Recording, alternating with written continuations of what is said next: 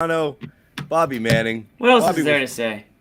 Bobby was worried about too many three-pointers. I can't believe it. If you want to be worried about one thing, I guess you can really rear back and fish for it. But if you have Slick House on your team, who cares how many three-pointers you take? Yeah. Who cares how many you take? They're going to go in. They're just going to go in. Yeah, for as far as I'm concerned, they're not taking enough. This is incredible what he's doing. Good spot to start. Plus 35 in this game, which is just ridiculous. Celtics win 126-101. Thank you, over Jimmy. the Atlanta Hawks. You can go, Bobby. Like, it's when we're sitting here worried preseason, oh, can he sneak in a few minutes? Can you sprinkle him in? Instead, he's swinging games. Yeah, again, it wasn't a worry as much as it was like, okay, like you guys are telling us he's going to play. We're like, well, he couldn't play last year. You had him last year, and you didn't play him a freaking second. Oh, this is what Sherrod keeps saying, is he's a different guy. You look at how... No, he's not. Yes, he is. He's getting those shots off like they're nothing. I mean, you put him in that Bucks game last year. That's really the only one we saw him get extended run in, and he was solid. But that little flick of the wrist to Tatum, and then he's right into his release. It's crazy stuff. Plus, he's got some good poise on the defensive end now that clearly developed. I mean, more than anything else, him and Hauser. Him and Hauser are great success stories for Maine. I mean, they've developed some guys up in Maine over the years, but to tailor these two role guys to do what they want to do is really impressive. Sure, maybe there's some offseason improvements that he made that were so profound that that made all the difference. Maybe though, it's a combination of having matured a little bit himself, but really being just given a regular opportunity and all the difference it makes. And I'm not going to turn this into a Aaron Nesmith, Romeo Langford debate because I'm not comparing these guys at all. But that was always my argument for playing the guys. You'll never know if they can play until you play them. Sam Hauser, you had no idea if he could play until you played him, which is, I guess, why we were a little dubious when it started. Is like, sure, you're saying he's going to be a major contributor, but he couldn't crack the floor. He went from that to the NBA plus-minus leader and the league leader in three-point shooting percentage, and shout out Maine. The likely favorite to win the three-point shooting contest if they dare invite him. Who's this guy? Everyone would be like, what? They have to invite him. I won't watch if they don't. Put Grant in it. They have to put Grant in there. It should just be him, Grant, and Pritchard, and maybe Derek White. Maybe it would just be the Celtics, the whole team. Definitely. Yeah, I mean, this is one of the best shooting teams I've seen, and that's saying something. The depth here. I know Brian Windhorst did a pod about it this morning, and he was saying that too. Like between the free throw shooting, the 3-point shooting, and the finishing at the rim. Like this is a team that is unmatched in terms of its depth. Now, there's better shooting teams on a percentage basis because there's better individual shooters on some other teams. But 1 through 8 or so on this group, everybody's nailing. You got guys finishing, cleaning up at the rim. Great games from Kornet, Brown, White in that regard. So you're doing it in both spots. This Missoula system, to go back to what we opened the show with, of like ton of threes, layups, going all in on that. They're so like keyed in on that with good flexibility to adjust where needed. Tonight it was offensive rebounding, pace again, and good passing. They can do it all offensively. It's really, really impressive stuff. The craziest thing about this win was that they were up by, what was it? I think 9 at halftime, and Tatum and Brown did absolutely nothing. If anything, they were negative out there. And you look at the box score, and credit to them, they came alive a little bit in the second half, but just looking at the box score, I mean, it's just an attack from all over the damn map. It's just look at all Pritchard over, from ice cold off the end of the bench last 3 games. Look at all of it. What Jimmy was saying. Tatum's ice cold. Brown picks up his 4th foul a minute and 30 seconds or so into the third quarter in a game that the Hawks right away, right in the third, got it down to 4 points. Right off the bat in that third quarter. And off the bat in that third quarter, we're like, uh-oh. And they extended their lead from 9 to 19 in the third quarter without the benefit of Jaylen Brown playing at all. And Tatum basically not really getting off the mat offensively. They did that. They did that with the reserve. And again, I mean, it goes without saying. I'm unplugged here. It goes without All right. saying. It stops there and it starts here. We know who missed the game. You missed Brogdon, you missed Smart, and obviously Right. you've got Rob out. You're down again. Think about that. Yeah, Down 3 of your 7 best players. You go into Atlanta, that's been playing well, that beat the Bucks the other night, that looks good, is a quote contender, and you just blow them off the floor without even playing your best game. It's second team in a week that's kind of come in to face the Celtics with contender vibes. Denver last week, the Hawks this week. A level above while missing players, like a full tier above those teams or 2 while missing players is unbelievable. Like, Zach Lowe said it kind of on the postgame show here. Like, they're a problem. Like, if you're the rest of the league, right? If you're the rest of the league right now, you're looking over here like these guys are serious. This team means business. They are serious right now. They're absolutely, you don't know what can knock them off their path either. Nothing right now. Best team in the league right now. We can all say it. I mean, just again going down. White 16, 5 and 10. He was awesome. Grant Williams 18. Hauser 15, including 5 of 6 from 3. 5 of 6 from 3. Kornet, dare I even say the name? Luke. Dare I even say the name? Luke himself, Luke Kornet, 15 freaking points for Luke Kornet tonight, 7 of 7 from the field, 14 from Pritchard, including an awesome shot there at end of half. That was just right out of Trae Young's book. But he can do that stuff. He can hit shots like that. And then you had Tatum with 19 and Brown with 22. I mean, just an attack from all cylinders. And when your 2 best players are having very average night and you still drop 122 points, again, against a contender, and no one's going to say the Hawks are, the defensive stalwarts of the NBA here, but they're a team that has, a playoff run aspirations, and the Celtics just went into Atlanta and pretty much did whatever they want against them on offense. I mean, that's really it's really all I can say about it. I mean, different level. Different level. You're seeing the defense come around too. This was the first night they actually played what's funny is offensively, you got the contributions from the bench, which offset Tatum and Brown not being kind of, dominant like normal. But this was the first game where I felt like they played defense from the opening whistle all the way through. And they did. They made it hard. There was an emphasis on it tonight. Obviously like got a little bit leaky, late with, just Trae Young getting some layup, but the game was out of hand at that point.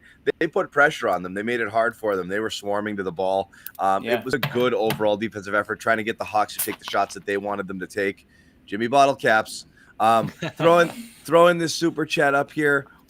Thank you very much for those of you who contribute. We really appreciate it. The money, any money's coming in dispersed to the hosts of this show, which is great. It does not go, it doesn't go in Nick's pockets. It goes in your pockets, guys. You know what, guys? And I give it back. I give it back. I don't keep it. I like to give it back. Toys for tots. Toys for tots.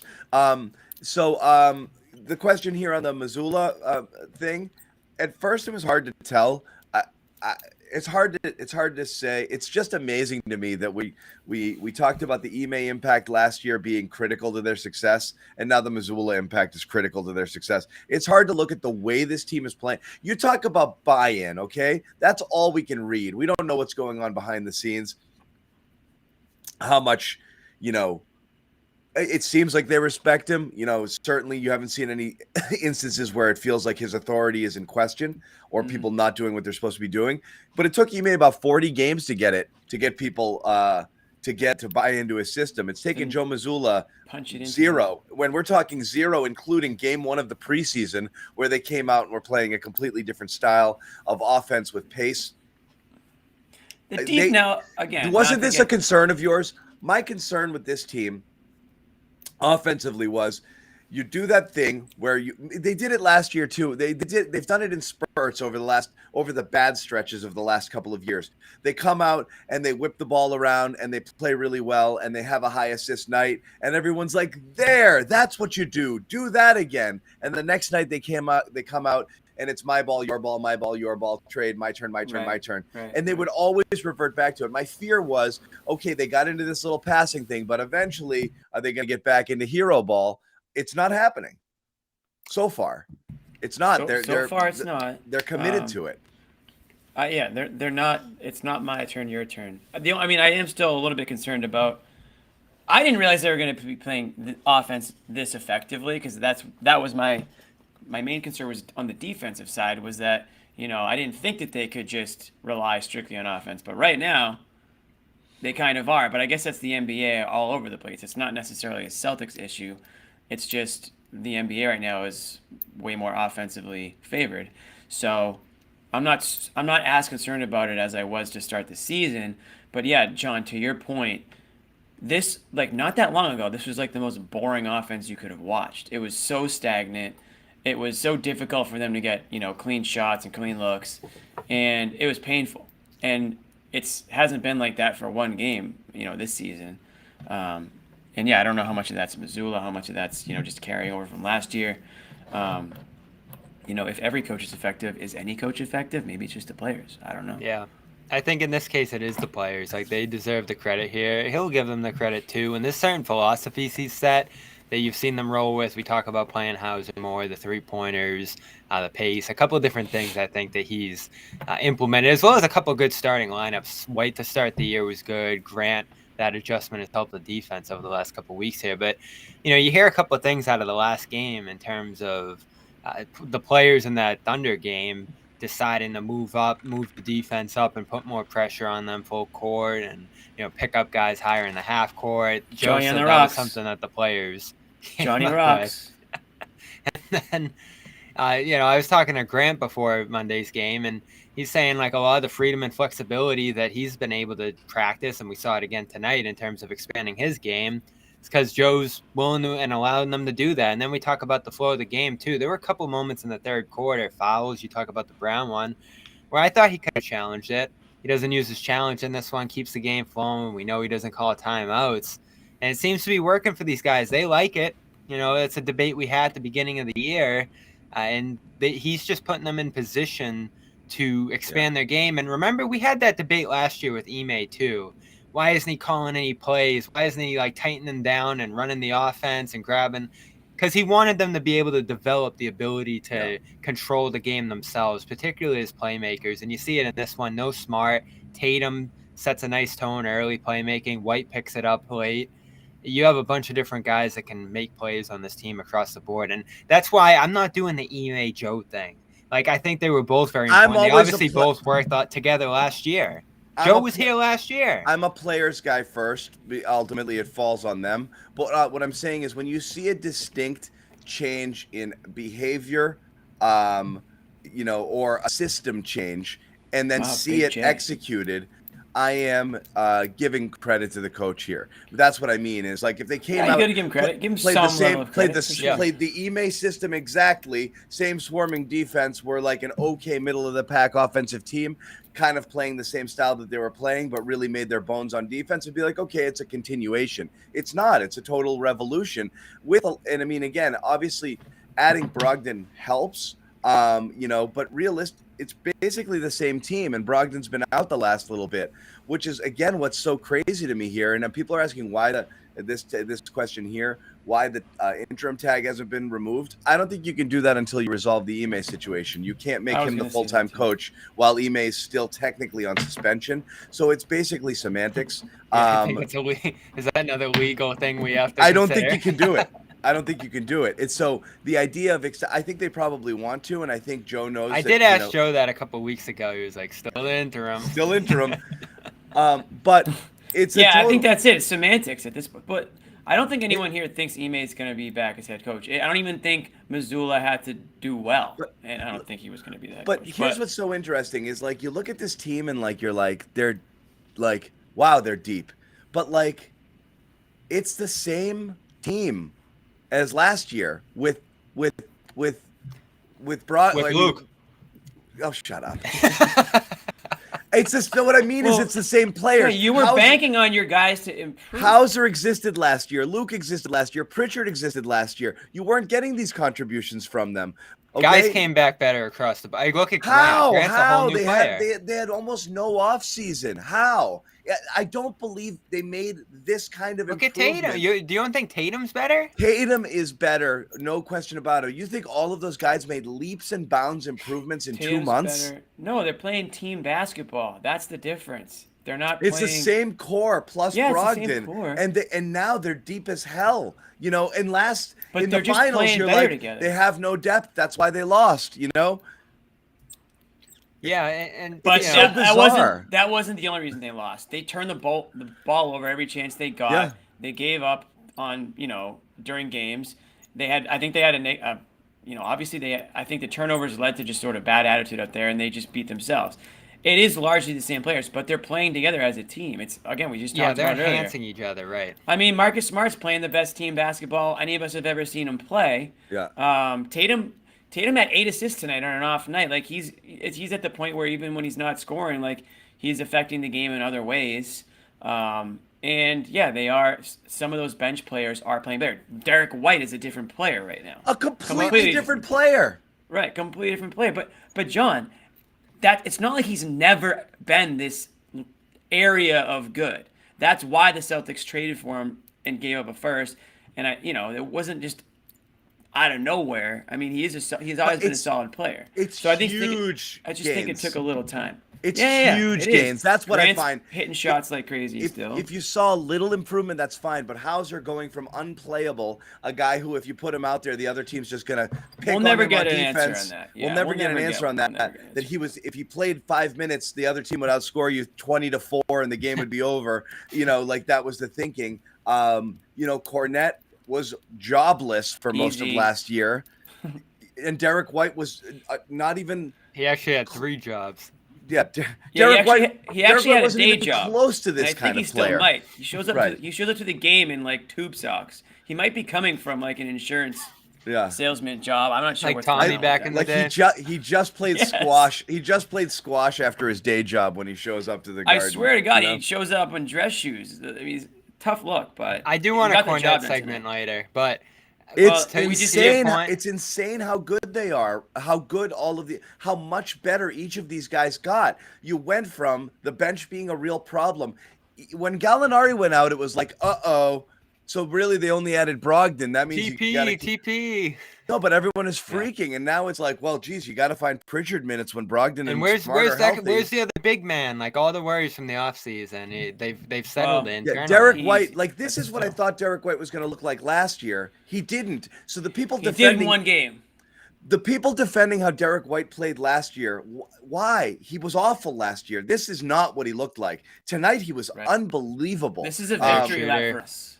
Yeah. We can actually acknowledge the real Derek White. Everybody else from last season. No, he's good. No, he wasn't. He was bad. Take an L. He's good defensively. Yeah. Offensively, he's looking like he's fitting in more. People are like, apologize. We'll take a W on you that. Apologize for defending that version of him. That guy sucks. You can't say it to us, told you so, because you were literally wrong that whole time. Now we can say, okay, yeah, this is a good basketball player. I keep waiting to wake up from it because, like I said, is the massive improvements from each of these players that now all of a sudden you're running lineups out there that are basically, Grant Williams, Blake Griffin, Kornet, Pritchard, and Hauser go, and they're doing okay. That's bananas. That one wasn't in there, that one, but yeah, I saw that one too. I'm like, what? How is this viable? Joe likes to experiment for a few minutes each game. Wait, what was it? That was a wacky one. I might have it wrong, but it might have been Blake. Grant, Blake, Kornet, Pritchard, Hauser at one point. Like, that's not a real lineup. That's him just messing with the league right there. It's unbelievable, but they're good. They're extending leads with this unit. It's unbelievable. When we, our first full season on the show here, 2021, and it's just crazy to look back on the difference versus 2 years ago. Obviously, the roster's changed entirely, but the players who are still here, every night we'd be sitting here like, why don't they ever cut? Like, why don't they ever run up the floor? Like all these little things. So if we're talking about what's basketball different, things, like guys, their approach has been different. The system's different. It's so different. Whatever you want to say. The movement without the ball, not dribbling the air out of it, just how little time it spends. They do the in right each person's thing on every possession. The reads are all correct. Mm-hmm. It's so different than last year's offense. Yeah. I mean, this is unbelievable. I sent you guys this quote from Michael Malone on Friday before the game. And if you read this even last year and you're like, what team is this about? None of us would say the Celtics. He says they share the ball, 30 assists, only 7 turnovers, the 3-point line. They're getting it from so many people. You have 2 great one-on-one players who get the shot whenever they want, create separation from 3, get to the basket, finish, get to the free throw line. Tatum, 11 free throws. Now you put shooting around them. They run some really unique offense, a lot of smalls and a lot of cutting, and they do a great job off-ball movement, create confusion. They never ever did that. If Tatum even set one screen in 2021, we'd be like, whoa, we've never seen that before. Now he does it every night. Yeah, it's amazing. It's just running an offense, constantly moving, setting screens for each other, moving without the ball, relocating. It really is, and the spacing is just freaking unreal. And again, when you have when you have some guys who shoot, that space, makes all the difference.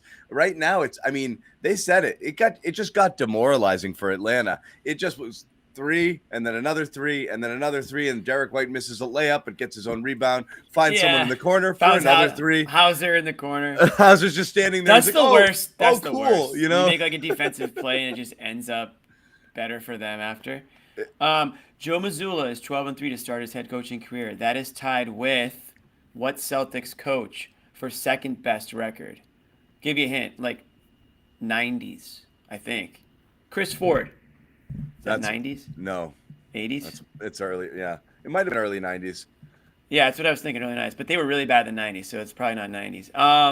The only Celtics head coach with a better record through his first 15 career games, Bill Russell. Wow. Way back, where it was just 6 teams and they were playing plumbers and don't insult Bill this year. And electricians and stuff like that. No, I'm not insulting Bill. I'm just saying that's how impressive this start for Missoula is. That it's happening against, the most talented players in the history of the game. It is phenomenal. I don't know how else I don't know what else to say. Phenomenal. Speaking of, we did it. Nick, send it to me. Send me the final design. We made them. He's not gonna do it. Not because you're here. We made them, and we're sending them, and you guys are getting them. But you got to subscribe to stuff. Many of you have. I filled out the spreadsheet today for the shirt. I still haven't seen the shirt. I filled out the spreadsheet today for the shirt delivery with the DMs that you guys have sent me. And unbelievable how many of you have ordered Athletic Greens or Calm. And many of you are waiting for this shirt very patiently, and it is coming, I promise. But first, I want to tell you about our sponsor, athleticgreens.com/garden. That's where you need to go. If you haven't tried AG1, you should. We all use it here on the Garden Report. It's one of the super hot supplements out there that people are taking, green supplements. That help get your body right. What do we got? 75 vitamins, minerals. You know that. In a cup of water. I know it's 75. Toss it in the cup. Vitamins, minerals. Good for your gut. Good for your brain. Good for your body. Mental clarity. Energy. Mental clarity. Yep. You're good for your immune system. All of that stuff. Pep in your step. Basically $3 a day. Everyone think it's expensive. Look, I mean, oh my all God. of these. It's $3. You know what's $3 now for a small iced at Dunkin's? All of this, everything costs money. Okay, $3 a day just to not have to worry about all of the things that you're, probably, needing to put into your body. Taking a million different vitamins and buying bottles of this and blah blah blah that. It's all in one. It's $3. It's really great. 7,000 5-star reviews recommended by pro athletes, celebrities, healthcare professionals. So again, pro podcasters. Reclaim your health, arm your immune system, convenient daily nutrition, 1 scoop in a cup of water every day. That's it. No need for a million different pills and supplements. Look out for your health. Make it easy. That's the offer we're giving you. If you go to athleticgreens.com/garden, 1-year supply, immune supporting vitamin D, and 5 free travel packs with your first purchase. All you have to do is visit athleticgreens.com/garden and get a phenomenal t-shirt. This isn't the Those final look good. design. Oh God, This isn't here the we final go. one, but it's close. Is it actually close? Have you seen it, John? It's done. Tweaked. I like how ordered, those ones sent. look. Sent. Yeah, we all liked how those ones looked, but it would have been too simple to just do what we all like. So I hope to God that you guys designed a good one. Just let it go. We'll see. Just let I it better be getting one in the mail too. go. Nope. You might No. not after Paying. Somebody paying- asked, can we just buy a shirt? And you can just buy a shirt. We will put it on the CLNS Media that. website. $100. We'll have a little bit of Yeah. merch. Yeah. Yeah. Can you super chat a shirt? I don't know how to do that. Good We question. will, but you can just buy Hey, shirts. guys, if the shirts get a good response, we'll make more. We'll switch them up, right? We You got some never good know. ideas. We have We some have a few ideas in different the tank. designs that we haven't made yet, but we'll put them on the store. And if we do get some hits on those, we will design those as well and send them out to you. So I there want a will be Brockton Wi-Fi shirt. I don't know. there will those be a coming. Brockton Wi-Fi shirt. There was an issue with the Wi-Fi as we were trying to design it. There's a Jimmy Homeschool lunchbox that we're making. Ooh, Yeah. So You and let's go. Pritchard. we'll get Yeah. a few. We'll get a few.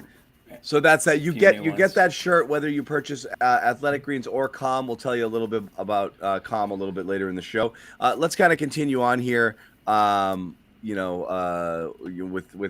tonight's stuff. Want to talk, Luke?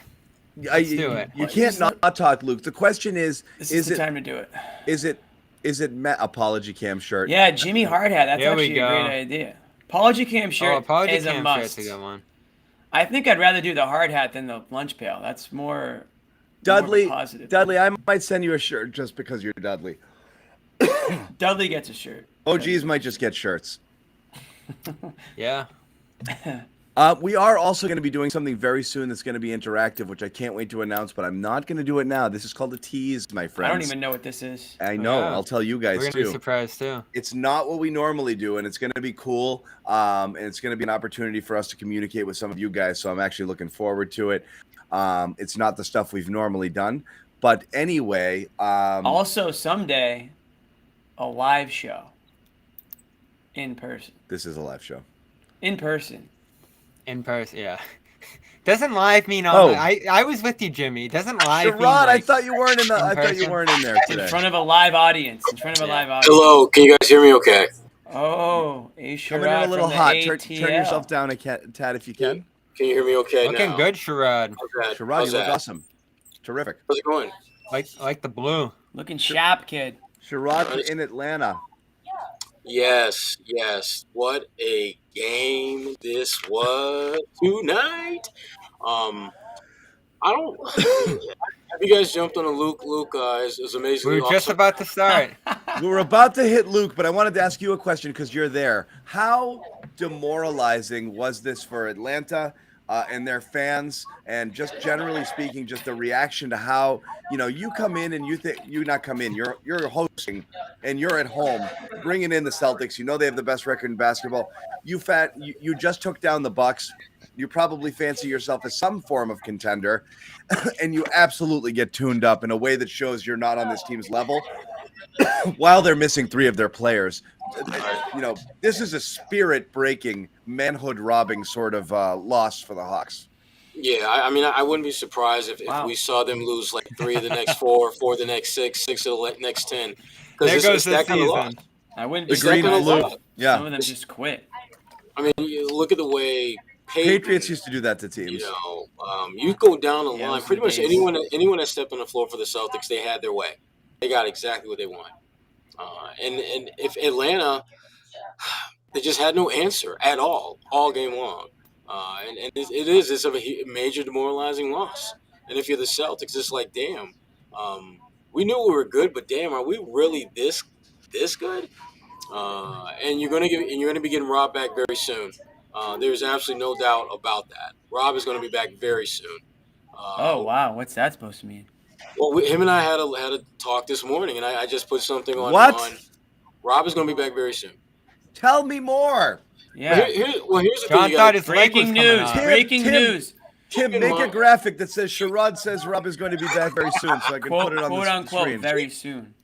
Keep this in mind that the timetable that we had for Rob was 8 to 12 weeks. 8 weeks to the day will be Friday.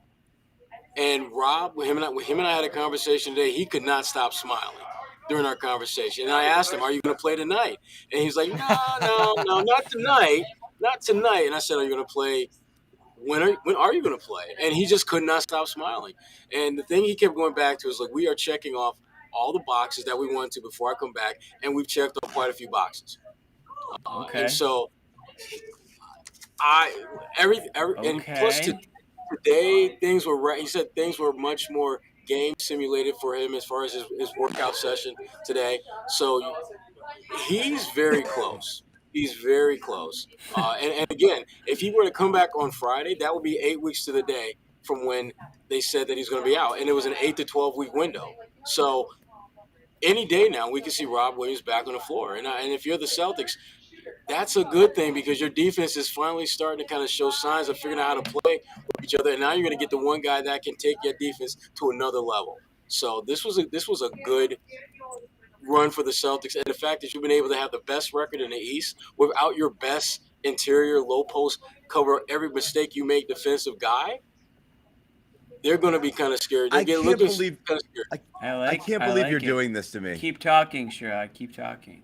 Well, Say something.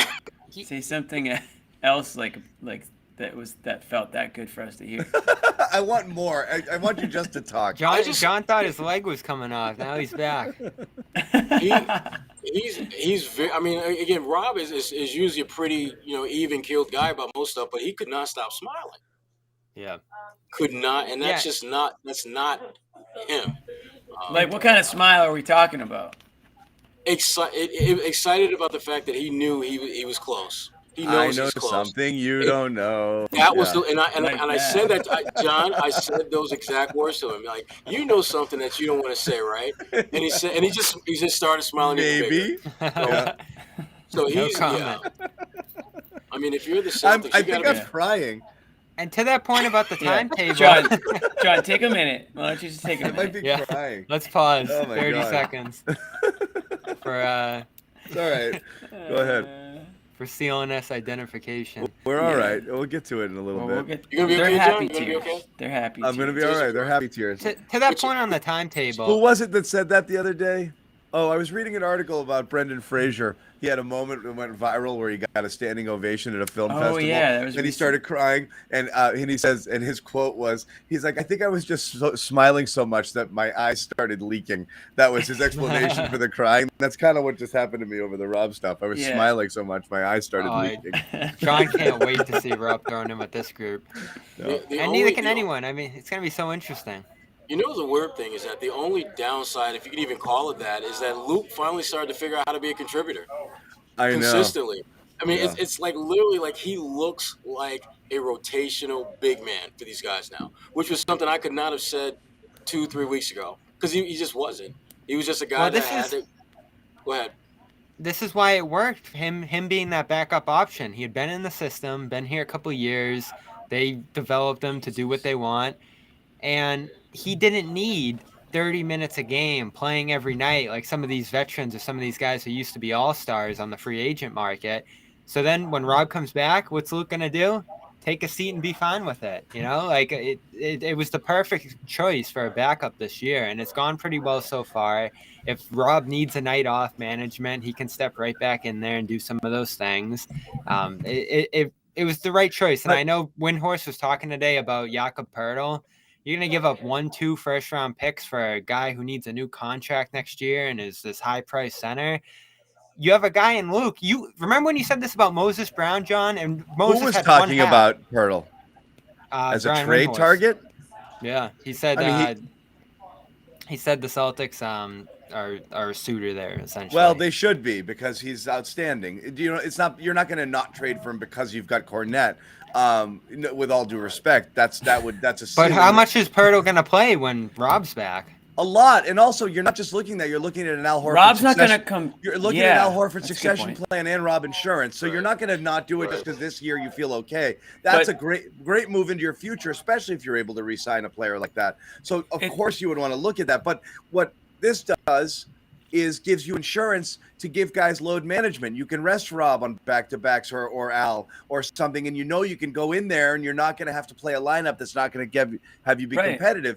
Because you've seen it now with Kornet and Pritchard being able to slide into roles and do their thing. So, yeah, go ahead, Jimmy. Well, no, I mean, you kind of nailed it. I believe Sherrod that Rob's probably a lot closer than we all know to coming back. That doesn't mean he's going to play 30 minutes a game right off the bat. So, they're going to ease him back into this thing, and it's probably going to be he's going to start with 12, 15 minutes a game. He's not going to play back-to-backs probably for a long time. And, shout out Kornet for everything that he's done. But at the end of the day, look how good – I mean, don't mess around. Like, you're obviously right now considered the best team in the NBA, but things can change quickly. A guy goes down or you're not as hot as you were to start the season. If a guy like who'd you say it was? Jakob Poeltl, is available – that's something that if for the right price, you'd absolutely consider because it's going to make you surefire number one contender this year. And like John said, you need Al Horford. That's the insurance. Question, though, is the price. Right. That's the It is to an extent. Wick doesn't care about money anymore. It's the question to an extent, but you're built to win for the next few years here. Hags is about to buy a soccer team. These guys they got the money. No, I'm not talking about money. You can match the contracts. I'm talking picks. You're going to give up 2 picks potentially for him? Yeah, you don't draft anymore. That's true. I'm not worried about picks. Hey, if you can do it for Brogdon, you can do it for White. You're always trading picks for known commodities. The only bad business they've done recently is burning picks to get out from contracts. That sucks. Those are the ones that hurt you. You lost Desmond Bane. Where you lose Bane, but you lost Bane by picking Pritchard. All due respect to Pritchard too. That was a choice they make. You're gonna miss those every once in a while.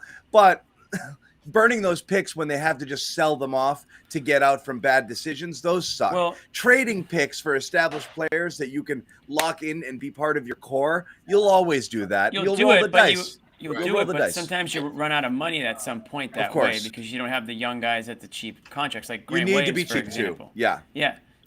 But you also it puts a greater emphasis on your scouting department to find those low budget, high Hausers guys like Sam Hauser. I mean, he's a great example of how you have filled a need that you've had for a long time, and you didn't have to spend a ton of money. You didn't have to go out and get, a Buddy Hield or some of the other guys who have the reputation and a track record of being great shooters. I mean, Sam Hauser, I didn't think played a great game tonight, but you look at his final line, he's got 15 points. He made 5 out of 6 threes.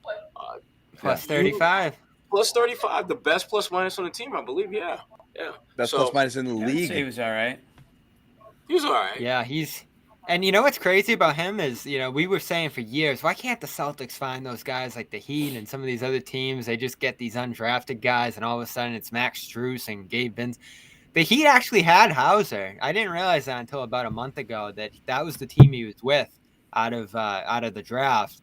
They didn't end up signing him to a 2-way deal. The Celtics did, and the rest is history here. So this is actually, I think, the Heat probably kicking themselves now, saying, "Man, we had Hauser in the house and couldn't hold on to him." They had expensive Hauser already, so they didn't need him, right? Yeah, Robinson, right? Yeah. Yeah, there would have been no point in him keeping him. Yeah, and Sherrod's article right here, Sherrod.substack.com. You can go get the Sherrod article right there. Subscribe to that situation there, and find out all of the quotes. Read all of the quotes from Rob and his and Sherrod's interview with him today. But Smile again, insider. Dropping a little bit of knowledge. Well, here it makes sense. Yeah. Because a couple of weeks ago, he appears in New York. We were talking about the fact that he was traveling with the team, and at that point, he was dunking. He was running the floor. Doing pick and rolls. All Hopping up off the bench. He's not wearing a big ass brace on his leg. He looks like just a normal person. And that was what, 2 weeks ago almost. Yeah. So they said basketball activities in 8 to 12 weeks. If he's doing all of that stuff, he's already back to basketball activities. Right. And another person on this trip that you guys haven't talked about, I'm pretty is Danilo Gallinari. Nowhere close to where Rob is, obviously, but the fact that he's with the team is a sign that he's definitely progressing. But the story that Rob is as excited about his potential. And I talked to Marcus Smart about that as well, what Rob means, and he touched on how Rob's getting closer, and it's going to just make them an even more formidable foe because they've figured out how to get buckets with the best of them. And now you get your best backline defender back, and your defense is already starting to figure out how to play chemistry-wise together. They got the potential to put together a scary run when he gets back. Scary. It'll be interesting how they Maybe. reintegrate him. Does he come off the bench? Do they go back to double big? Obviously, one guard probably gets left out in terms of minutes when everyone's available. That's something that I think's been lurking decision-wise when he does come back is how they're going to manage the rotation. They can play a lot of different ways on different nights. That's probably how Joe will answer that. I think you bring him off the bench. I think you But bring him yeah, off the bench at first because when you start thinking about that second unit where you could potentially have Malcolm Brogdon, Robert Williams, Derek White. Well, Derek will probably be staying at starting lineup. Him or Grant Williams will be coming off the bench. The way Peyton Pritchard is playing, now all of a sudden you look like a team that can go a legitimate 10 strong at least every night.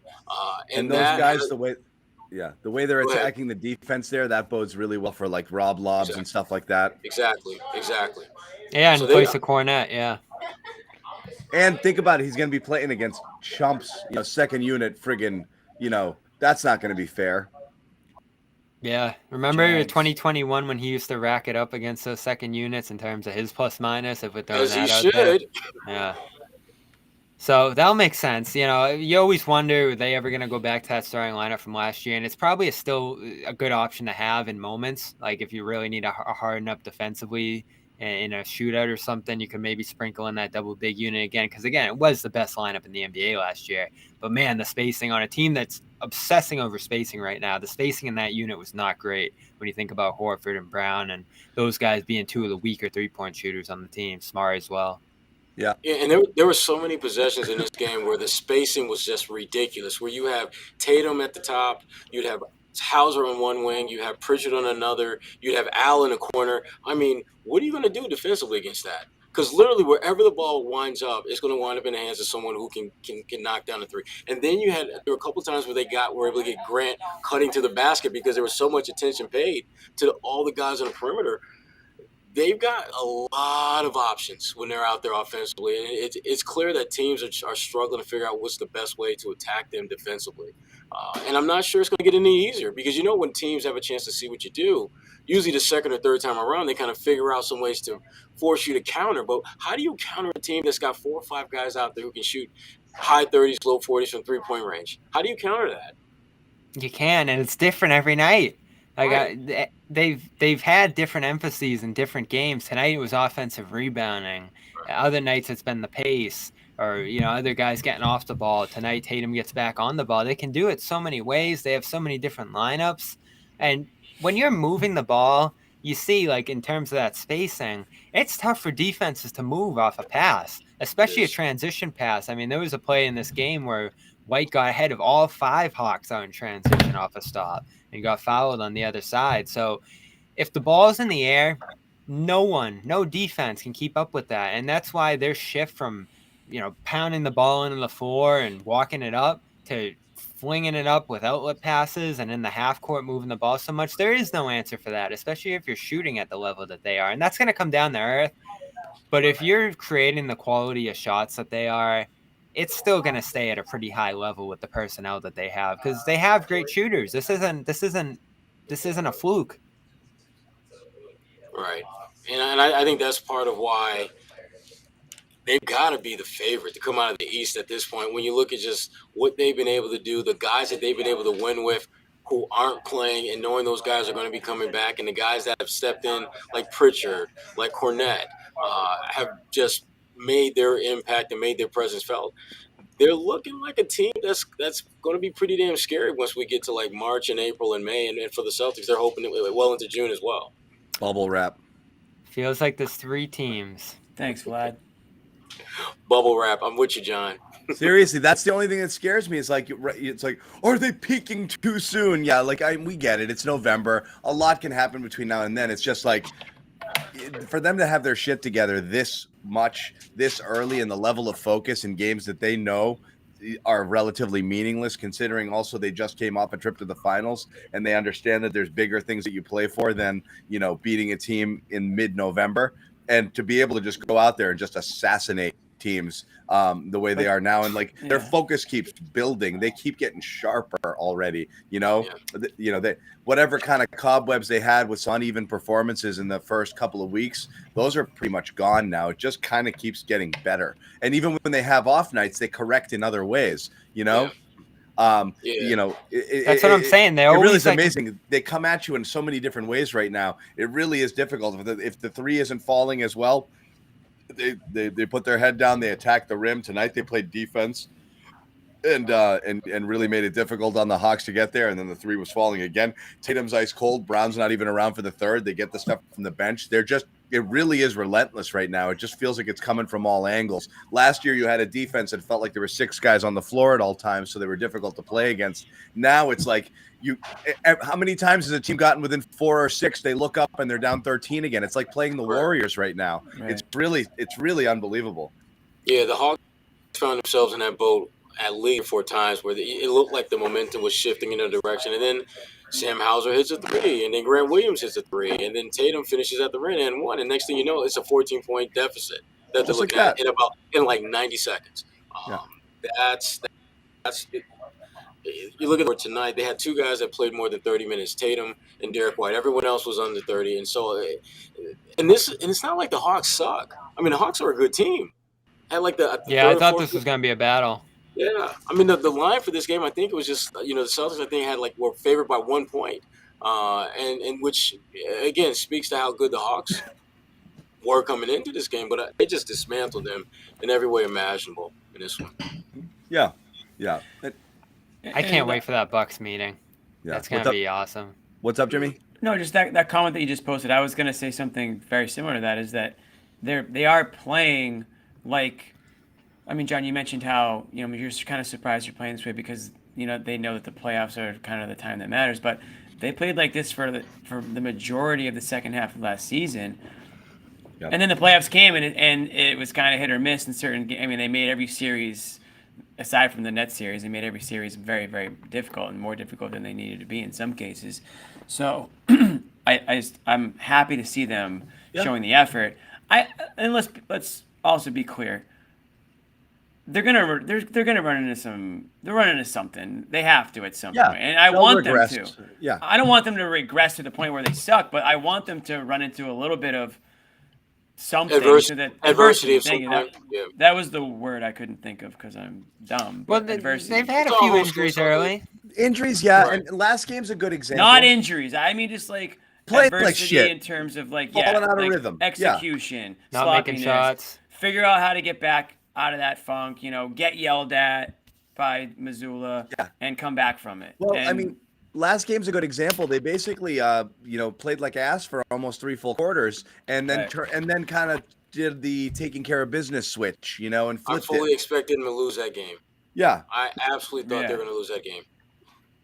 So they do it, but they've self-corrected in most cases, and you are going to have games where but that's what's amazing is even games where the stuff that normally works for you isn't working, they're just finding other stuff that's working for them. And that's what's different about this team, going back to the finals, for example, and Draymond made that point about, they're getting those threes from Derek White and Smart. And that's probably not going to keep happening. And everyone, got really triggered by that in Boston, but the reality is he's right. You don't expect that. So the next game, when those guys aren't hitting those shots, you're scrambling trying to break 95 points, and your offense is a friggin' mess. That's not the problem this year.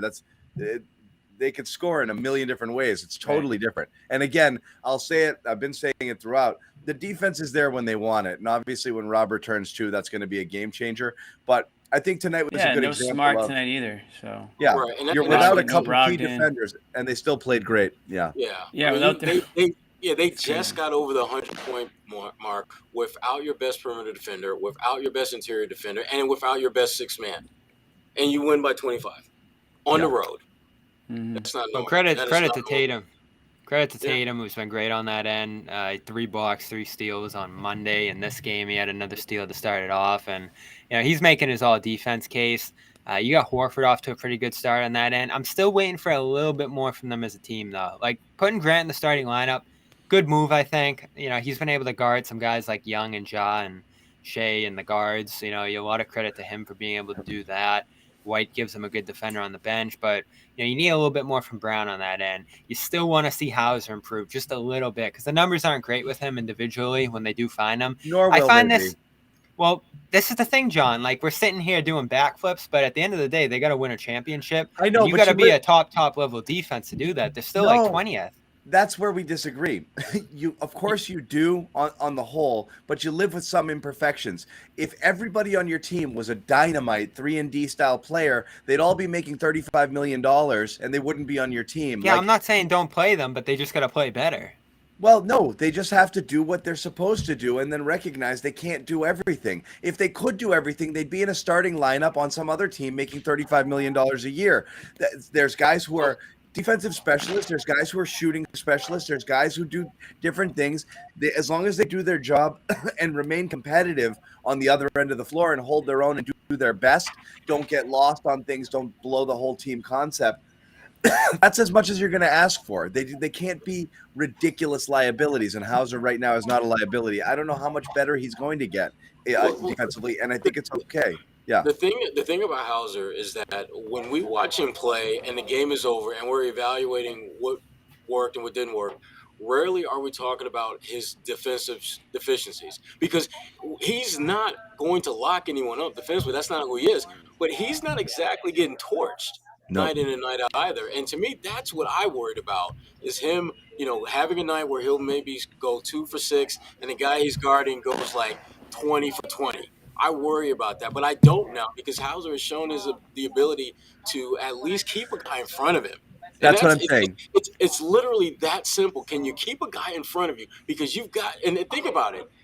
When you get Rob back, if he's on the floor, he's got even more Now you got flexibility. protection. Yeah. Now you got protection. So, Bobby, I hear what you're saying because that for me is a big worry, but I've seen enough of a sample size to think that maybe it's not quite as problematic as I think a lot of us were concerned about. Yeah, he that's can survive. exactly That's exactly It's just a matter of them reaching a higher level as a team now, because I'd have to go back in the history books, but a team 19th in defense probably isn't winning it all. So they got to get better, and they are. I think they've been better in recent weeks, but that's going to be an overrated stat, particularly if you just don't need to be, or you're beating up teams and you're scoring a ton of points and you're just allowing more because the game, that's just the flow of the game and the way that it's going. You don't think this team could play a really tight game and keep a team under 100 if it really decided that's what it needed to do to win? Yeah, they've done it, twice now? Yeah, so you'd like to see it a little more often. I don't think any team's locked in defense. I don't want number one team in defense for 82 games of the regular season because we saw the Celtics as it's not sustainable. It's not sustainable. And you're wondering, like, are these guys going to just overwork themselves, tire themselves out by the time the playoffs come around? So yeah, Bobby, I think it's somewhere in the middle. Do you want them to be in the bottom third of the league in defense? No. But do they need to be top 5? Also no. Yeah, they got to be in the top 10. I think that's the area you're looking for. All right. Well, but that's. I mean, Bobby. Yeah, if they're 19th, they're not winning it all. And I'm not saying that's not going to happen. I'm not saying it's not. If the playoffs started today, who'd be the favorite to win it all? The Celtics with their 19th defensive rating. It's obviously the Celtics. So why are we talking about it? Well, I mean, if you're Milwaukee right now, who we still haven't seen on the Celtics schedule. And they're miles and miles ahead of everybody defensively. You think they're up there in Milwaukee saying, man, we're just too good. Let's take our foot off the gas a little bit. We're really going too hard defensively to start the year. All right, Milwaukee, I dare you to score 127 because that's what we're putting up tonight. Go. I think they're capable. It goes back to what me and John always say. Good offense beats good defense. It doesn't matter. Yeah. Good offense beats good defense. But they're above Milwaukee in differential. Cleveland's actually at the top in differential now. So you're right. Bottom line, if they can get to me, let's see what happens when Rob comes back. If they're average defensively, which is in that 12 to 15 range, and they're still scoring the way they are, I'm good with them being 15th in the league in defense if they're scoring at this ridiculous clip, because that means they're beating the snot out of teams while still being solid but not spectacular defensively. But I also want to see the difference right now between 12 and 19. Like, is it really that different? I got to look at the rankings. No, it's not. It's here. like a point. It's like a point per 100. All right, then. So what are we talking about here? Like, come on. I'm not saying I'm not saying nothing can change. Yeah, it's like it's a field goal attempt essentially. Not to mention these guys play faster, Bobby. Like there's more possessions. Points. Yeah, there's more points to be had, man. Yeah, you're right. Yeah. And they're limiting turnovers too, which is really key in that regard, because you're going to give up more if you turn the ball over. So I'm not saying they don't have the potential. I'm just saying what's going to have to happen for them to win it all. They will have it's to a high bar. happen. I agree with you, Bobby. They have to get better, and they will get better. But I think so too. I'm not going to be losing too much sleep between now and their ascension to like 12 or 14 or whatever, because they're going to be that good offensively. I mean, it's the to the difference point is now like 5. Hey, you know how much I love defense? Like I do miss some that of their number wins. 1. Like when they were sitting at 1 last year and just teams weren't scoring for 10 I like possessions number at a 1 time. offense I love much that. better. the difference from them being ranked like 13th and 19th right now is like Blake Griffin being in the game. Like, what are we talking about? That's not true. All right, what we need to do, everyone's got to calm down a little bit, okay? Okay. Everyone's got to calm down a little. The Celtics, when they want it, that defense is there. I'm not worried about it. They have both the individual talent, and we've seen They'll them flip do it the as a switch. team. Remember that phrase? But they can. That's the difference. Is now this is a team that's playing more like a veteran team with purpose and presence. The energy that I is actually believe shifting. can. The energy is shifting before our eyes. So we need to calm down. You guys need to stay calm. We need our energy to shift. Yes, guys, check it out. Calm is another one of our sponsors here at the Garden Report. We got another new one coming in next week. I'll give you a sneak peek of that one as well. Does this one qualify? Does Calm qualify for the shirt? Yes. Any sponsor purchase, including the one we're starting next week, qualifies for the shirt. So please. Okay, because somebody in the comments was like, "I want the shirt, but I don't want to buy the green stuff." Okay, well you don't have to buy the green stuff. How about you just buy the Calm stuff? Yeah, how about you buy the Calm stuff? Everybody and get Calm Calm stuff. We mean calm.com. The shirt will be available. The shirt will be available on the store as well. So I'll give you details for that later. As far as Calm goes, it's the number 1 mental wellness app. Everyone here on the Garden Report uses it religiously, helps you reduce stress and anxiety through guided meditations, improve focus with curated music tracks, rest and recharge with Calm's imaginative sleep stories for children and adults, movement sessions constantly updated, particularly or especially if you do get that premium subscription, which you can get if you go to calm.com and get 40% off a yearly premium subscription. It actually is a phenomenal deal, and it's going to get you a phenomenal t-shirt as well. 100 million people around the world use Calm to take care of their minds, stress less, sleep more, live a happier, healthier life. Calm.com/garden, 40% off premium subscription and phenomenal t-shirt. I used Calm before it was a partner here. Yeah. Just saying. I think a lot of people have in our chat before. I'll just be honest. Get some crickets. I just turned. You hear that? I just turned the app on. New sleep story. This one's called Beneath the Starlit Dome. I haven't even listened to it yet. I'm gonna have to fire that one up just to see what it's about. But they're always putting new stories up, and sometimes you just never know what you're gonna get. Jason Tatum in the chat. Beneath the Starlit Dome. Jason Tatum wants to buy the shirt. Jason Tatum gets a shirt. We'll let you buy it. But honestly, the shirt's going to cost $25. The Calm premium subscription is not going to be that much more than that. Check it out. Honestly, check it out. And it's 40% off. You're not going to get a better deal than that. And it's short. It's great stuff. You're going to use it and be like, I need this. Christmas is coming, the holidays, Hanukkah, all that stuff. You're going to need gift ideas. You really love somebody, and you think they might be able to benefit from a little meditation. Look at what it said. They want it. They Garden Report pink hat too, which I don't know where it is right now. But fine, look at what it said to John. I've never seen John so positive to start a season. Maybe there's somebody in your life that's a little crazy right now, and you don't really know how to tell them. You just gift them a Calm subscription, and maybe they get the hint. I'm never calm. I'm excited or I'm angry. Okay, I'm never calm. But that's true. Actually. I'm positive when it's positive. Except for when you're listening to the app, of course. Yeah, except when I listen to the app, Anyways, and that brings me down. quite the read. I'm sure they're going to be happy with that one. It brings me back. So this was all good stuff. Again, it's just we're running out of stuff to say, but it really is. I'm just continually impressed. Well, we when you didn't see talk games about like Luke. this. We said we were gonna. Fine. Yep, that's where Sherrod wanted to go. Let's do Luke. Luke was Big screen. real tonight. Yeah. Luke had it going. Who wants to start, Bobby or Sherrod? Bobby, go ahead, Bobby, because you're gonna. Go ahead. Yeah, I'm amazed by what he's doing Here we right go. now. We'll let you Even have me it. as a Go ahead, believer. Bobby. He's Full amazing. screen. He's poking shots away from Collins. We need Guys Luke's don't want to theme go music to inside play right on him. now. Yeah. And how about the reverse slams? That's now 4 or 5 of them this year. I'm thrilled that they gave him the chance again because remember he got hurt in camp. He got lost in the shuffle a little bit. You had your Vonleh moment. You had Griffin to start the year in a few spots, and it looked like he was falling out of favor. And I said, all right, use him or get rid of him. Like, this guy's sitting right here on the bench. He's ready to go. He's feeling good. And all of a sudden you put him in this drop defense where they want to take the shots at the rim away. Guys don't want to go inside on him.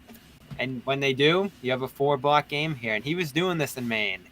He was doing this last year or 2 years ago now when they acquired him in the trade. He's a legit rim protector. He has great coverage in the paint. He covers the pick and roll well. Great fundamentals. He does the dribble handoff well. He finds guys with the pass. And is he the best center in the world? No.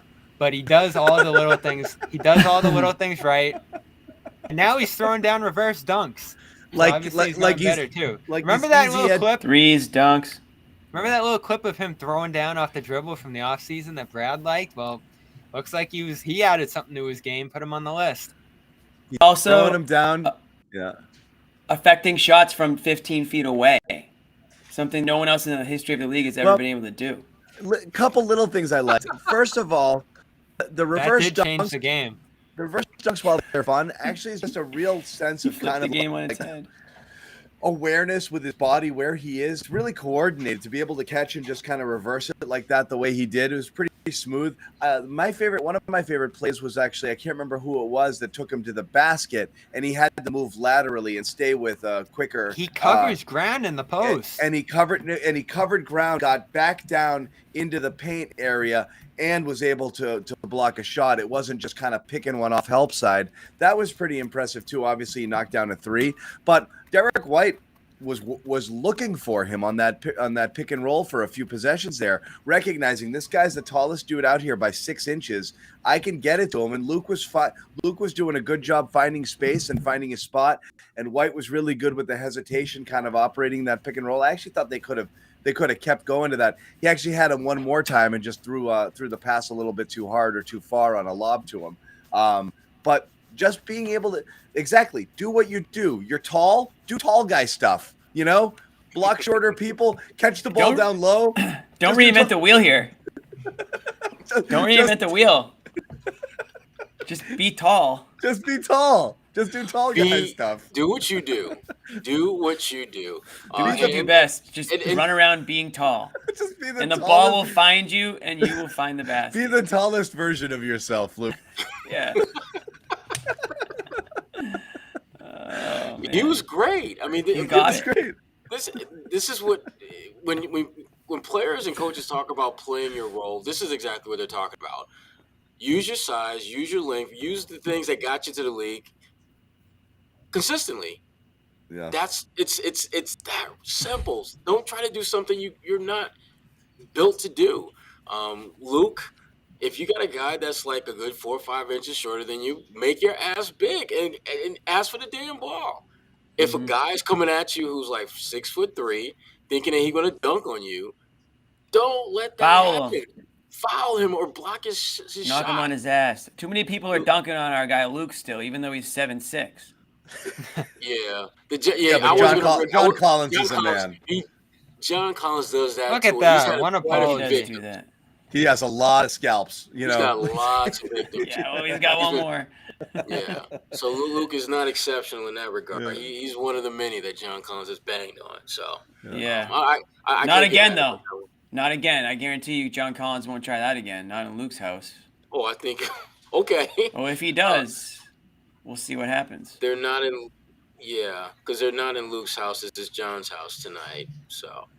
Right. Well, no, the paint should be Luke's house, is what I'm trying to say. The paint. Anything that's colored in, that's Luke's house from now on.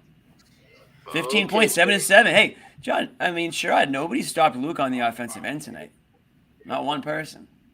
Yeah, and that's the most exciting thing about this. You know who used to get. When he first started playing, you were wondering if there was some Simmons there. Like, he'd just catch the ball and not even be looking at the basket. He had a putback attempt underneath at one point a couple games ago where he didn't go right up with it. He just threw it up, and he'd have a couple games where he just wasn't looking to score. And as you said, he's got that size. He's got that advantage on a lot of guys inside, and there's not a lot of coverage on him. So he can clean up some stuff in there. Luke or Simmons, who are you taking on this team? That question went from Brown to Smart, and now you'd go to Luke. There's a trip here. Yeah. Oh, and it's not good for Ben. Ben looks awful. Not much is good for Ben. I was gonna do a little Nets chatter, but I don't think we need to. But what is it? No, just talking about the Durant stuff. Today Durant had an astonishing quote today. Which one? Calling out the players? Yeah. Can you read it? And those are some good players too that he mentioned. That one didn't bother me because it was honest, and I don't think it was meant to be disparaging. That's the one everybody ran with. The quote? He basically was like, "I'm out here with these friggin' 4 schlumps. How are we gonna win?" You know, and it he was named Royce everybody. O'Neal, Nick Claxton. He used the guys' names. It was unbelievable. That actually is awesome. ruthless. I thought it was what's that Twitter account, Ballsack Sports? I thought it was one of those. It was for real. Dude, seriously. No, it was real. Dude, that's a shitty thing. That's actually a really shitty thing to say. It was a terrible thing. And you know what? On top of it, I thought him asking for Nash and Marks to be fired was pretty disgraceful. And he might have been right about it, but it's still not something you do. It's deflecting blame from himself. Edmund Sumner, Royce O'Neal, Joe Harris, Nick Claxton, and me. Not disrespect, but what are you expecting from this group? Facts, my dog. First of all, 100 times out of 100 times when you say no disrespect, you're about to disrespect somebody. Yeah. Oh yeah, that's gonna go over great in the room. No question. Like this dude couldn't even remember Claxton's first name. They had to add that in. He was just Joe Harris, Claxton. They put the parentheses. No disrespect, but what are you expecting from that group? Well, dude, you call yourself one of the best players of all time, which you are. So where's the disrespect going? It's going to the other 4 schmucks, like you basically called them.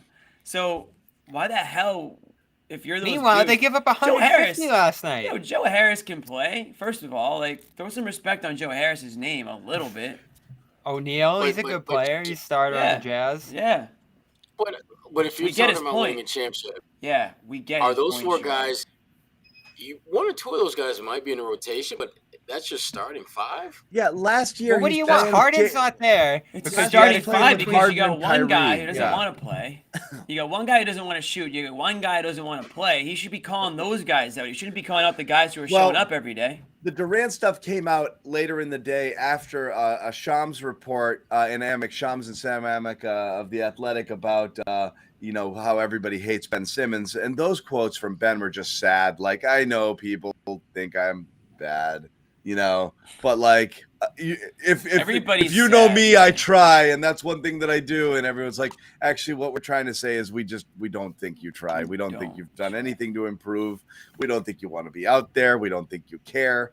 And his level of play, the most shocking thing to me with Simmons is how bad he looks in every facet. And it's not just doing less of everything that he did. I said it right out of the gate. The first night I watched him, I was like, he looks significantly less athletic than he did last we saw him. Everything looks worse for him. He just, if his name wasn't Ben Simmons and he didn't have the pedigree that he had, and it was just some dude who was playing on Brooklyn, Sumner. Nobody would know his name. I will say a lot of Sumner and Yuta Watanabe doesn't look great for Marks. But again, there's so much more context going back years, namely losing Harden. And Harden deserves some blame here too.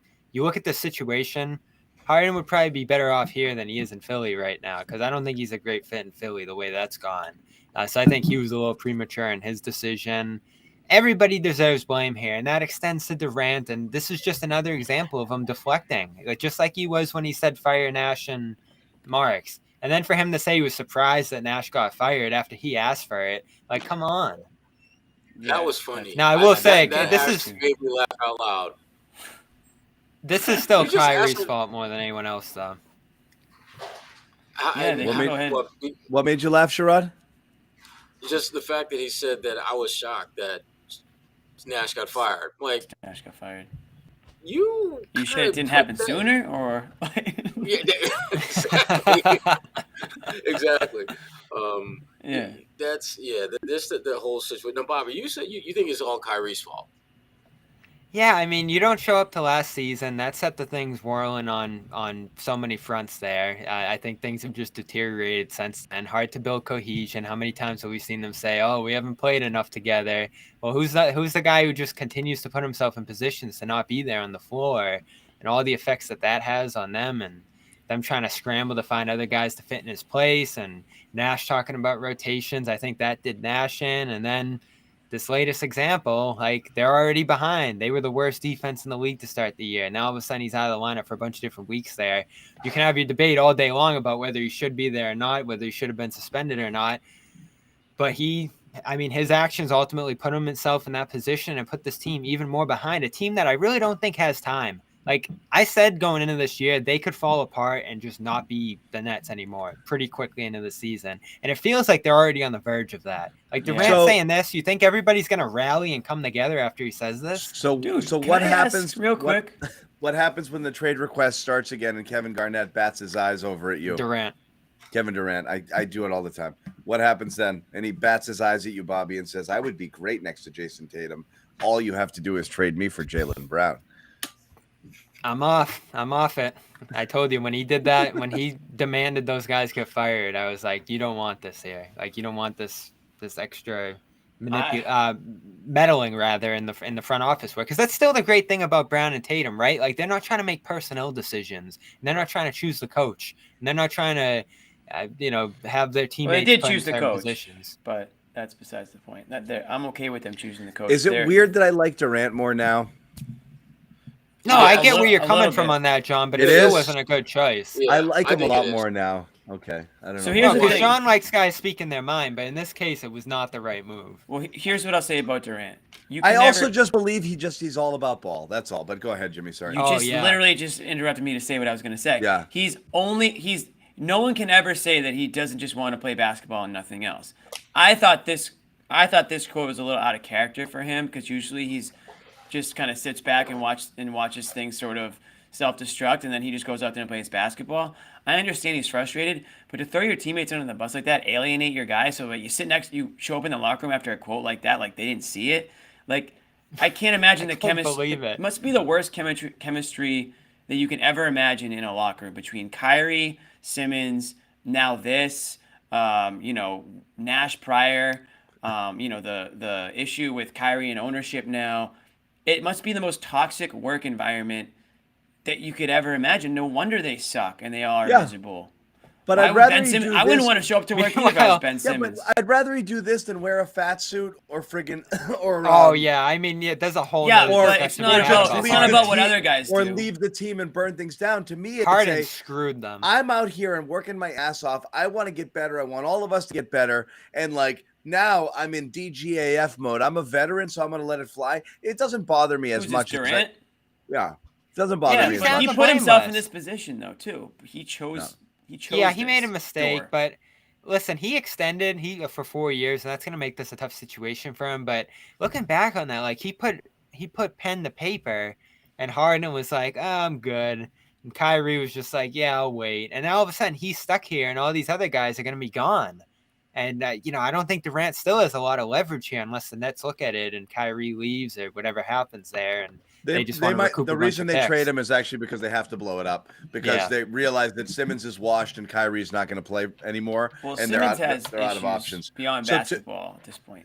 If I'm them, I don't trade for Jaylen Brown. I trade him to some team to get 47,000 first round. You know what I mean? It's like I don't want a star in return because that star is just going to languish here anyway, and then I got to sign him and pay money. I think the Celtics stuff's done. I think that's done. I think if they do sell him, they go get 1,000 picks. Yeah. You go to OKC. That's who you talk to. You send it back to OKC. The Celtics. That's what I believe. I hope he gets traded this year because I still believe in him. I still think he can win elsewhere, but not here. The way the Celtics are playing right now, you'd be foolish to make a trade like that. I think you got to ride it out with this crew. You're the number 1 seed right now. You're the favorite to win the whole thing. Why would you mess with that at this point? Now, if it was over the summer before the season started, that's a different story. You think about it a lot harder.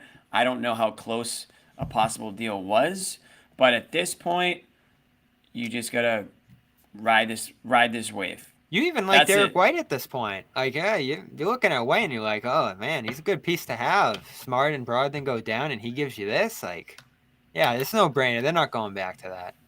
I don't think so. Because now, especially, and I hate that quote from Durant. I don't want that type of mindset. Yeah, mentality. that's what I'm saying. How soon is it going to be where he's like, we got guys like Hauser, Grant Williams. If he says something bad about Kornet, Peyton Pritchard, Luke Kornet. I'm throwing the ball to Luke Kornet. Like, it'll be 3 years from now if they trade for Durant. Guarantee it. So it does make you feel there's so much nonsense players, going on around the league. I mean, look at the Warriors. I don't know what's going on there. They're playing right now. I don't know how they're doing tonight, but that's been a whole disaster to start the year. There's a lot of messes around the league right now, and everything's going perfectly for the Celtics. Yeah, pretty much. Yes. I got one question before are we done? Because I got one question. Back on the Celtics or this? Back on the Celtics. I'm done with this. For it. If you guys have anything left. No, go ahead. Let's put a bow on it. No, I just thought we had an all-time bad hair matchup tonight between Trae Young and Derek White. And I want to know if you guys had to take one haircut, one hairdo for a year or for the rest of your life, which one are you going with? I'm going with White because Trae. I'm going with Derek. White's got you something unique. Why are you guys so confident? Why are you guys so confident in that answer? Derek White's hair is... Because Trae is hiding something. And there's some problems there What's Derek White hiding? He's got a headband that goes up nothing to hide. Trae's got some problems, some baldness. What was up with Trae disparaging Grant tonight? I know. John caught that. Yeah. Oh, that was tough. He called him basically. He was like, fat. Grant's complaining about the foul, and Trae's like, he hit me with his big belly. I think. And you just saw Grant in the background saying, "What?" I tweeted the video. If anybody wants to see it, I recorded it and tweeted it out right after the foul call. Trae Young's just going. Yeah, he was giving the little belly roll. He's like, he hit me with the big belly. He just bopped me with it. But if you're Grant, you give Trae like a little noogie or something, like you got to come back at him for where it's about the hair. I think those guys they need Sherrod, correct me if I'm wrong, but they just need to shave it off. No, White is fine. Yeah, Derek is okay because to me his is more about this is a style choice. Trae is more which is interesting. Trae is prolonging the inevitable. Trae is Doc Brown sort of hair, like from Back to the Future. Trae needs Dr. Leonard. It's kind of wispy, It's very wispy. Like I was waiting till the Doc Leonard reference was going to be made. No, it's so anyway, the what? What? Somebody's saying something. Who's got the best hair in the league? I have to think about that. Oh. I'd have to think about that. Best hair in the league? I think that's our cue. When we're asking Next week we're talking. I mean, it depends on what you Thanksgiving side dishes again. That's going to happen. Kelly Olynyk? Yeah. No, hell no. Jim, are you getting ready? Yeah, absolutely. Yeah, absolutely. I'm ready for a side dish talk. I've been tasked. If I get a word in, John's got about 12 pies in the oven already. Wait, are we getting invited this year? I think last year you said we're getting the invite this time Yeah. around, because you talked about 50 meals and we're like, all right, guys, hope you enjoyed the chat. I'm gonna go eat it. I think we're gonna do. Yeah, John got up like times to check on his like multiple side dishes. I think we're gonna do a. I think we'll do a Garden Report and Friends of the Garden Report Friendsgiving next year, and we'll do a show out of it. Next year. All right. I like that. 2023. Idea. Hopefully I the don't think world's we still here. I don't think we can tie it together right now, but I think we will do it. But Jimmy, I'm excited to hear what you've got cooking. I know you got all sorts of buffalo sort of things I've got in some the appetizer stuff. I try universe. to go off menu a little bit. Yeah, I mean you got to mix it up. That's dangerous though, because you'll eat too much of that before the meal. Well, you have to have some self-control, Bobby. That's key. We should all tell portion control, everybody. That's important for Thanksgiving. This year we're getting. Who's playing Thanksgiving? Do they do Celtics Bucks? Yes, we are doing a show. No, Okay. that's Christmas.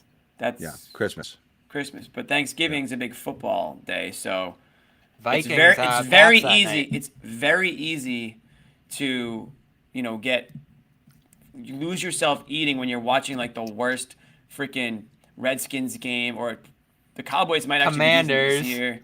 Sorry, Commanders, my bad. Yeah, it's very easy to just get lost in the chip bowl during those games, but you got to portion control it out. Am I wrong for still believing in the Patriots a little bit? Yep. Very wrong, but that's Yes. okay. You've been very wrong before, so I'm holding out a little hope. everyone's there. saying this is the game of the season for them. It's I not mean, that they they can't get into the playoffs. It's just their ceiling is so low. He kind of stinks though. Who? The league. The league's not great, but The the league Pats, is horrible. Pats This has can't been beat a anybody. Bad Yeah. year. Yeah. If some team just falls on their face, I feel like the Pats can still slide by them. We'll see. We'll Mac's see. got to play But better though. They at the end of the day, they just don't have any talent on offense. They have a little bit. No, they Just actually a little don't. bit. They Ramondre really Stevenson? actually don't.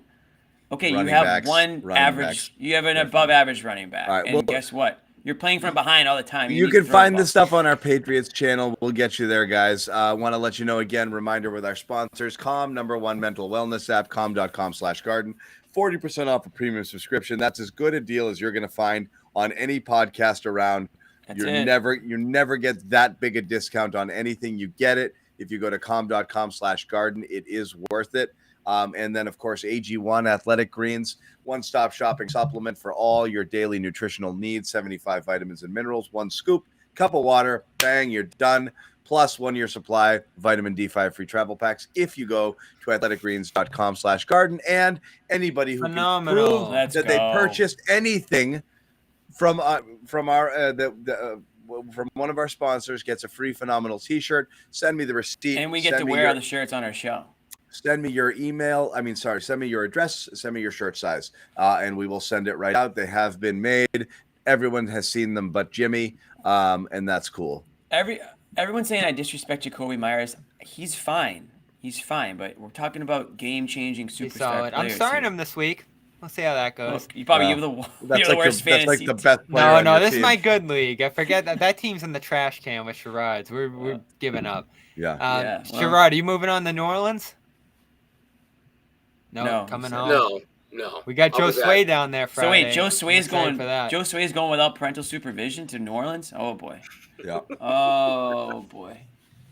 Yeah. Watch Oh, out. It's not get the Mardi bell. Gras, is it? Get the bail money ready. Get the bail money Yeah. ready. Yeah. Oh, He'll be God. fine. You know, I've never Josue- been. Never been to New Where- Orleans. Yeah. Neither have I. Josue is there, New Orleans and Chicago, doing work.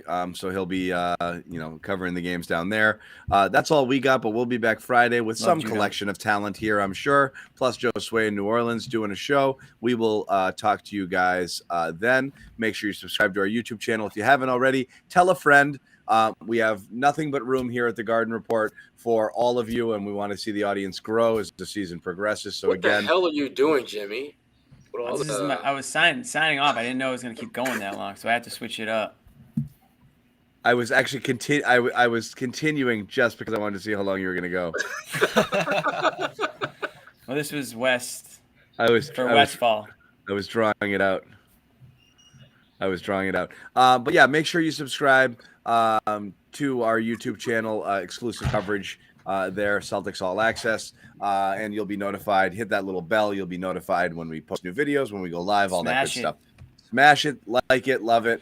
Thank you guys again for hanging out. It was a fun chat. Even Bo, who's a bit of a drag. And, yeah, Bo, kind of hard on us. Called us idiots. Little negative. Called us dummies. Somebody else was like, what could we have all said? right, guys. Somebody else was like, all right, guys, this is getting boring. End the show. I'm like, dude, like, just leave the show. Is somebody tie your hands behind your back and stuck your head in front of our show? I can't. We're an hour 10 in. Yeah, we're off the rails now. You don't have to stay watching. Yeah, it goes. What's the point of this podcast? What is the point of this podcast? We go to the Brooklyn Nets, then to Thanksgiving food. Most of you are still here. The numbers haven't dwindled, so you can't be that mad. Can't be that mad. That's it. Again, subscribe. We'll see you guys on Friday. Take care. Bye.